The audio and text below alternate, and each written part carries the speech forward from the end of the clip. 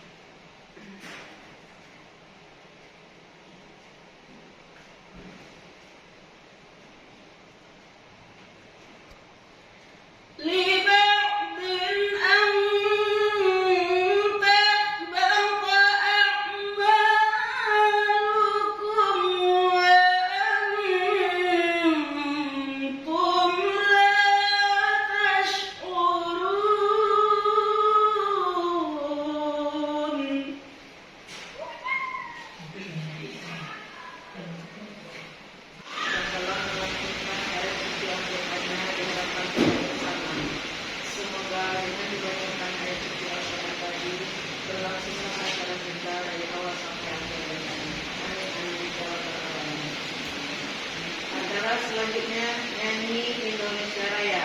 Dalam hal ini akan dipimpin oleh Ibu Pat Bidiani. Kepada Ibu Pat Bidiani, silakan.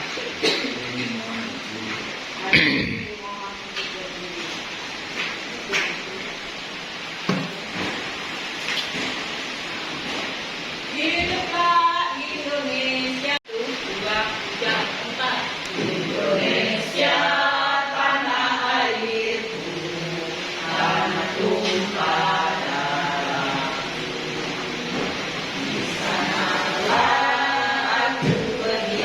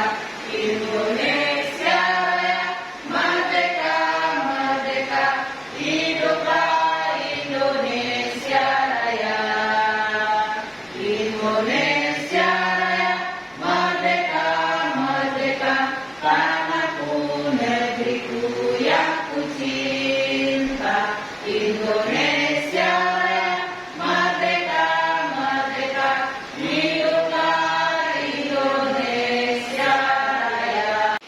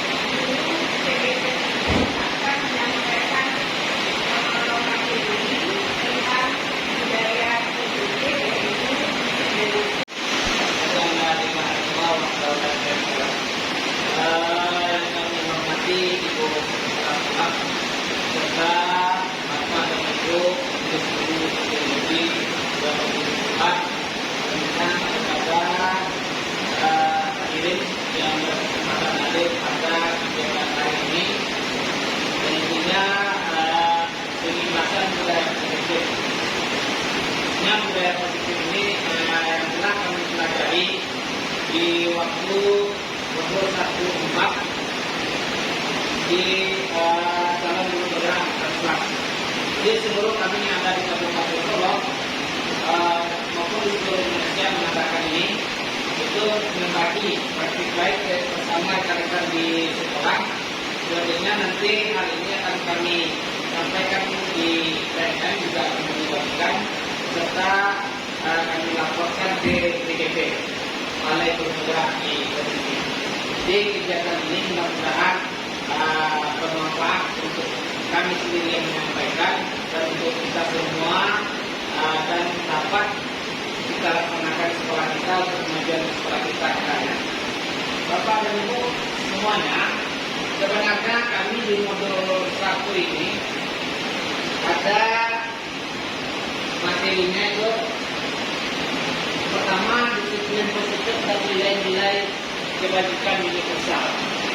Yang kedua ada teori motivasi, hukuman dan penghargaan. Yang ketiga ada kebutuhan dasar manusia. Ini kita akan kaitkan nanti dengan kebutuhan anak-anak kita. Kenapa anak kita pada hari ini ada yang kita nilai sebagai anak yang nakal, yang kita nilai pada hari ini anak-anak kita sebagai anak yang jahil, itu akan kita pelajari nanti. Yang kelima, posisi kontrol. Posisi kontrol di mana posisi kita hari ini. Kita akan lihat. Terus lagi ada keyakinan kelas dan ketiga institusi. Keyakinan kelasnya adalah keyakinan yang diambil di kelas masing-masing. Jadi ada kelas masing-masing kelas, itu ada keyakinan kelasnya. Tempat belajar murid.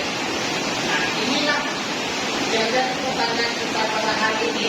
Kita sering memberikan penghargaan kepada murid, memberikan reward kepada murid, memberikan ujian kepada murid. Apakah itu akan berdampak pada murid kita pada hari ini? Itu Bapak dan Ibu.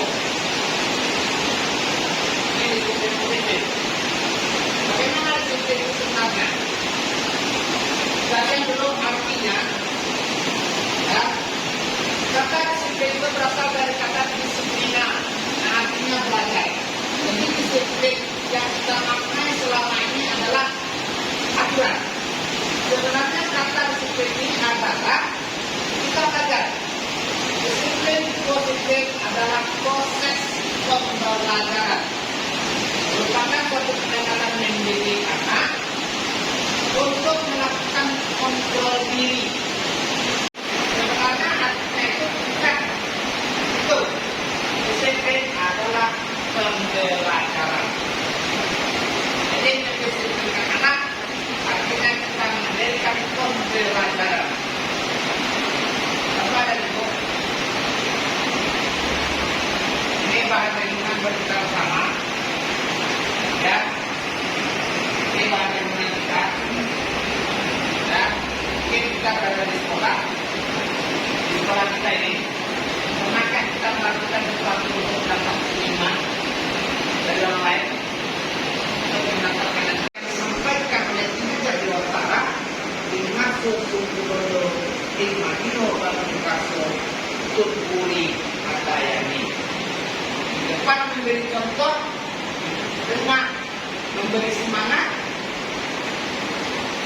untuk Uri Handayani.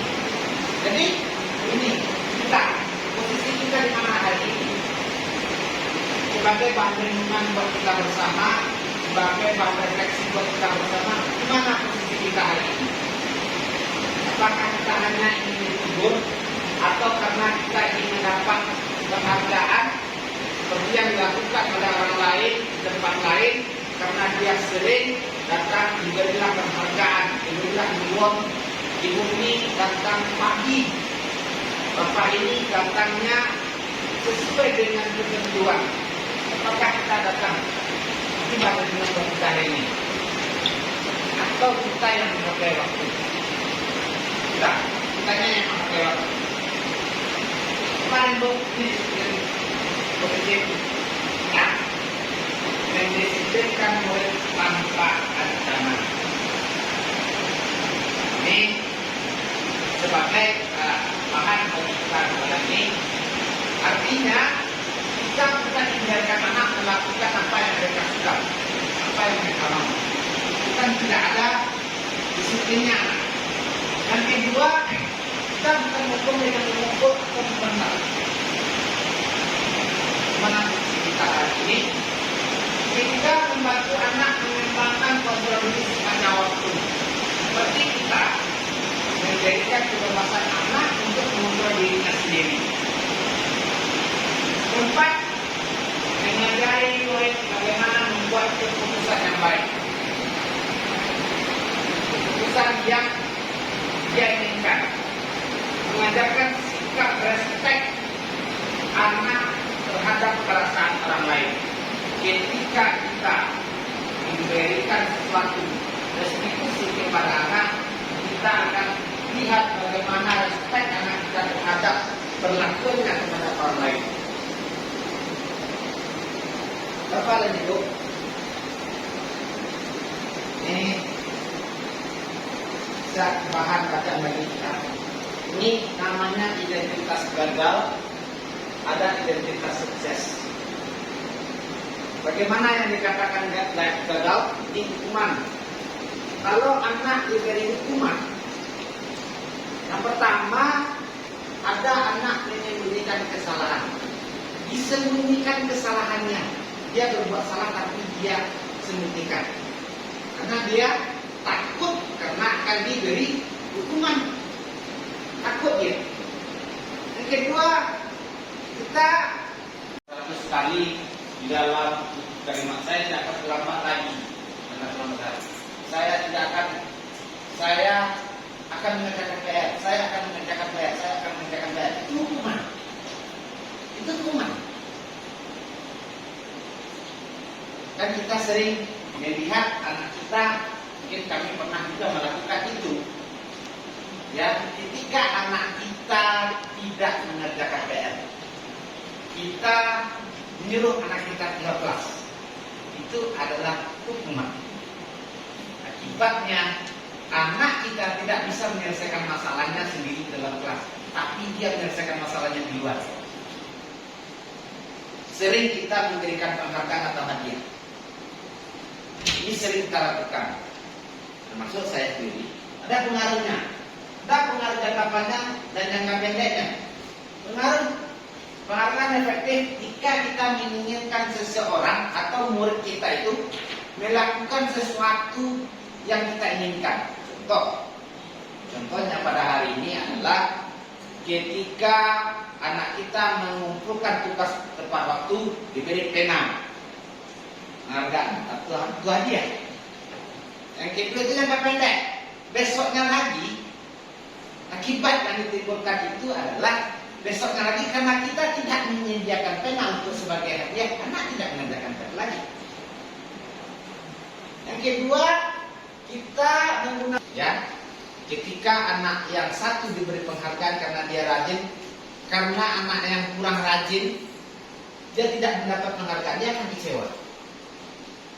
Dia akan merasa minder. Akibatnya. Terus lagi penghargaan menurunkan kualitas. Penghargaan, hadiah menurunkan kualitas pada murid maupun pada diri kita sendiri. Bekerjanya hanya mengharapkan imbalan. kasih sayang dan rasa diterima, ada kesenangan, ada kemuasaan. Ini kebutuhan kita, kebutuhan dasar kita. Bertahan hidup, contohnya kita butuh sandang, kita butuh pangan, kita butuh papan. Kebebasan, kita butuh bebas. Bebas mengekspresikan diri kita. Contoh, kita ingin pergi keluar tanpa ada yang menghalangi, melakukan sebuah kesenangan. Kita lihat bersama, menurut Ki Hajar Dewantara maupun Dian, dosen mengartikan disiplin sebagai bentuk kontrol diri, yaitu belajar untuk kontrol diri agar dapat mencapai suatu tujuan mulia. Tujuan mulia di sini mengacu pada nilai-nilai atau prinsip mulia yang dianut oleh seseorang. Bapak sangat kecewa sekali dengan lembut. Lembut berbicaranya, lembut gaya bahasanya, tapi mendalam. Di mana coba? Kalau orang tua tahu bahwa kamu berbuat begini, mana coba?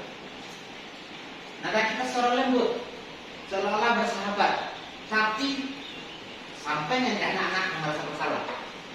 Ada suara memelas, halus, dan kita pada saat itu posisi tubuh kita akan lebih dekat kepada murid. Terus lagi murid bersalah. Ini yang paling berbahaya nih, karena emosi yang tertanam di dalam murid menahan alasan, menahan perasaannya sendiri. Dia salah panawat tadi, dia balap dengar. Dalam sisi seorang manajer, guru berbuat sesuatu bersama dengan murid, mempertanggungjawabkan perilakunya, mendukung murid menemukan solusi. Jadi bukan hanya permasalahan yang kita berikan, tapi kita mendukung tindakan murid ini menemukan solusi dari permasalahan yang dialaminya sendiri. Nah, jika kamu meyakini ini, apakah kamu bersedia memperbaikinya? Ketika dia yakin bisa diperbaiki, maka dia bersedia memperbaikinya. Terus lagi, jika kamu memperbaiki ini, hal ini menunjukkan apa tentang dirimu? Kita memberikan penguasaan kepada dirinya sendiri, membuat sebuah keputusan. Jadi bukan kita memutuskan untuk dia, tapi dia memutuskan untuk dirinya sendiri. Hasilnya fokus ada pada murid, bukan membahagiakan kita. Tapi biasanya setelah itu tercapai, menurut kita akan merasa bahagia sendiri, walaupun tidak ditampakkan di depan murid kita. Dan murid sudah mengetahui adanya satu masalah, dia berusaha mencari solusinya sendiri. Tanggung jawab itu ada pada dirinya sendiri untuk mencari solusi jalan keluar dari permasalahan. Tentunya ada di dunia kita. Bapak dan Ibu, dengan selanjutnya adalah keyakinan kelas. Seperti yang ini yang kami cobakan kemarin, membuat keyakinan kelas. Jadi langkah-langkah membuat keyakinan kelas ini adalah yang pertama, curah pendapat dulu. Curah pendapat itu maksudnya anak-anak kita, keyakinan itu akan berbeda dengan peraturan. Ya, bukan keyakinan kelas. Pertama, mempersilahkan murid untuk berbicara pendapat tentang peraturan yang perlu disepakati di sekelas. Kita berikan semacam kertas kecil kepada murid kita, silakan dia menyampaikan pandangannya, apa yang perlu kita butuhkan di kelas kita, apa yang boleh, apa yang tidak boleh. Terus lagi, semuanya itu kita catat atau dia menuliskannya. Yang ketiga, menjadi keyakinan kalimat-kalimat bentuk negatif menjadi positif. Nih ya, ada contohnya, jangan berlari di kelas. Kan aturan itu, aturan, tapi dia tidak merasa terpaksa jadinya. Dia dengan kesadaran sendiri. Oh, iya ya, itu yang serakawak ini. Jangan makan-makan ketika belajar. Kan bisa menggunakan kata-kata jangan kita. Jadi kita ganti, makanlah ketika jam istirahat. Bisa kita pakai itu. Contoh yang lain, tidak boleh duduk-duduk di atas meja. Duduklah yang baik di kursi masing-masing. Tidak boleh berkata-kata kotor. Kan ini yang sering kita gunakan. Ya. Tidak boleh berkata-kata kotor. Kan Ya, itu. dilarang semuanya. Nah, dilarang sebenarnya. Jadi bacanya leh. Berkatalah yang baik-baik dan benar. Berkatalah dengan sopan dan santun. Jadi jangan kita mentidakkan sesuatu itu. Kalau tidak boleh berlari, tidak boleh makan dan minum, tidak boleh. Doa yang pergi lepas. Tidak boleh sesuatu. Ya kan? Tidak boleh. Mungkin kurang jelas ya, Bu, Bapak dan Ibu. Segitiga restitusi ini adalah ada kebutuhannya dan menstabilkan identitas dahulu. Ketika kita menyelesaikan persoalan-persoalan yang terjadi pada anak, kita menstabilkan identitasnya dulu. Tidak langsung kita marah-marahi. Yang kedua, kita memvalidasi kebutuhannya. Kadang kebutuhan sebagaimana yang kita katakan tadi, ada 5 kebutuhan dasar manusia. Anak kita itu mempunyai kebutuhan juga. Apakah kebutuhannya merasa? Pertama adalah menstabilkan identitasnya dulu. Menstabilkan identitas adalah mengubah identitas dari anak yang gagal karena melakukan kesalahan menjadi anak yang sukses. Jadi ketika kita, kan ada ketika dia melanggar, kita sudah cap dia anak yang gagal, yang salah. Ini ya, pada validasi tindakan yang salah akan mengubah teori. Stimulus respon ke cara berpikir proaktif, artinya dia aktif menanyakan keyakinan. Ini keyakinan. Apa nilai-nilai mau kita sepakati? Seperti keyakinan kelas tadi. Kita jangan mengganggu teman, misalnya, atau dilarang mengganggu teman saat belajar. Di kalimat positif jangan atau tidak itu dapat kita ganti. Ya. Ini contoh kasus kemarin ini, ya. Yorin adalah siswa yang rajin. Hari ini buku PR-nya tidak ditemukan dulu saat memasukkan nilai setelah ditanyakan. Ternyata dia ditemukan, adiknya sedang dirawat di rumah sakit. Sehingga tidak ada yang namanya mengerjakan aplikasi. Ini contoh cara penyelesaiannya. Yorin setelah Bapak jangan yang kita set, yang kita ya bisa. Contoh. Sebenarnya ini bisa kita terapkan. Ini kan Ah. contoh kasus yang kemarin yang kita set ya. Bisa kita menanyakan yang validasi ini, bisa kita set ini. Anak kita bisa kita set. Bukan ini kan contoh kasus. Iya. Contoh kasus Tapi dan cara penyelesaiannya. cara penyelesaian, dan boleh kalau bisa agar anak itu bisa berubah. Anak yang sebenarnya melakukan kasus itu yang kita iya. ambil. Iya. Itu yang sebetulnya. Bisa kita lakukan itu. Bisa kita lakukan. Contoh anak yang terlambat datang pagi misalnya. Nah, kita datangi, kita panggil, kita tanya dulu. Mungkin dia punya alasan. Tapi sebelumnya apa? Sebelumnya yang akan kita lakukan adalah ini dulu. Membuat keyakinan kelas dulu.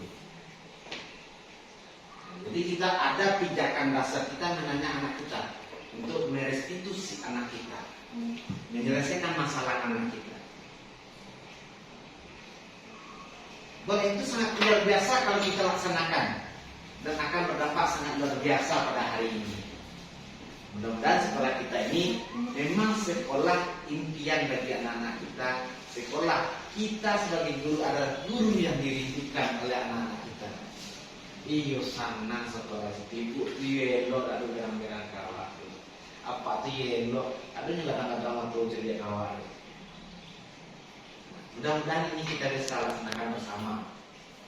Ya, Bapak dan Ibu, terima kasih karena mudah-mudahan ini adalah sebuah pembelajaran yang kami dapatkan kemarin, dan ini harus kami sampaikan.